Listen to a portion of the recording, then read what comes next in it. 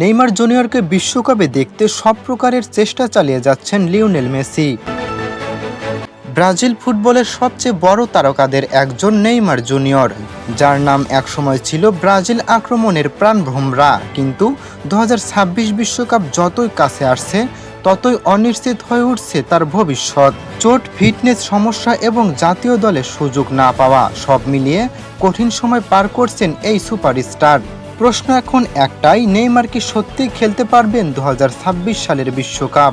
2023 সালের অক্টোবরে গুরুতর অ্যান্টেরিয়র ক্রুসেট লিগামেন্ট অর্থাৎ এসিএল ইনজুরিতে পড়েন নেইমার জুনিয়র। এই চোট তাকে দীর্ঘ সময়ের জন্য মাঠের বাইরে ছিটকে দিয়েছিল। এরপর থেকে ব্রাজিল জাতীয় দলে তার আর ফেরা হয়ে ওঠেনি। যদিও পূর্ণবাসন শেষ করে ক্লাবে ফিরেছেন, কিন্তু আগের সেই ছন্দ এখনও পুরোপুরি ফিরে পাননি তিনি। 2026 বিশ্বকাপে খেলার স্বপ্ন এখনও অটুট থাকলেও একের পর এক ছোটখাটো ইনজুরি সেই স্বপ্নে বড় বাধা হয়ে দাঁড়াচ্ছে।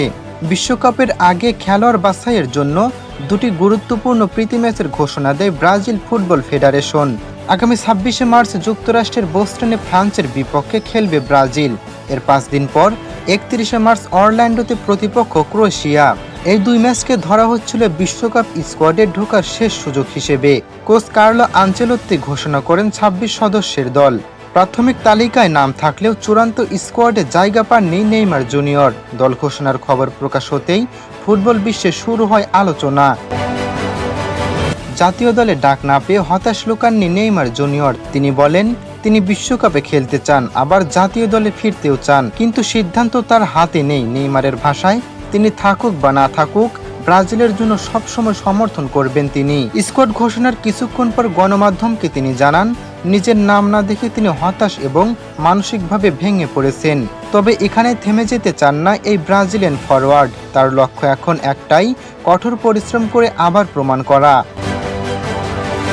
নেইমারকে দলে না রাখার কারণও স্পষ্ট করেছেন ব্রাজিলের কোচ কার্লো আনচেলোত্তি। তার মতে, নেইমার এখনও শতভাগ ফিট নন। তিনি বলেন, যদি নেইমার শারীরিকভাবে পুরোপুরি প্রস্তুত থাকেন তাহলে বিশ্বকাপে তার সুযোগ অবশ্যই থাকবে। অর্থাৎ সমস্যা নেইমারের সামর্থ্যে নয়, সমস্যা তার ফিটনেসে। সম্প্রতি সান্তোসের হয়ে একটি ম্যাচ দেখার পরিকল্পনা ছিল কোচের, কিন্তু চোটজনিত অস্বস্তির কারণে সেই ম্যাচ খেলতেই পারেননি নেইমার। বিশ্বকাপের চূড়ান্ত স্কোয়াড ঘোষণার সম্ভাব্য সময় আগামী 19শে মে। এর আগে সান্তোসের হয়ে প্রায় 10টি ম্যাচ খেলার সুযোগ আছে নেইমারের সামনে। আর এই ম্যাচগুলো নির্ধারণ করবে তার ভবিষ্যৎ। তাকে শুধু ভালো খেললেই হবে না, থাকতে হবে পুরোপুরি চোট মুক্ত।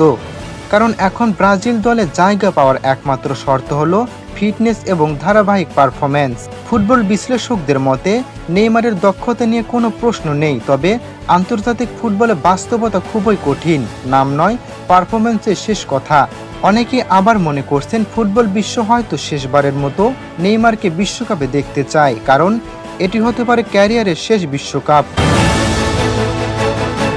বিশ্লেষকরা মনে করছেন লিওনেল মেসি হয়তো নেইমারের জন্য সবকিছু দিয়ে চেষ্টা করবেন তাকে এবারের বিশ্বকাপে খেলাতে, যদিও সেটি নিশ্চিত নয়। এ বিষয়ে আপনার মূল্যবান মতামতটি অবশ্যই আমাদের কমেন্টে জানাবেন।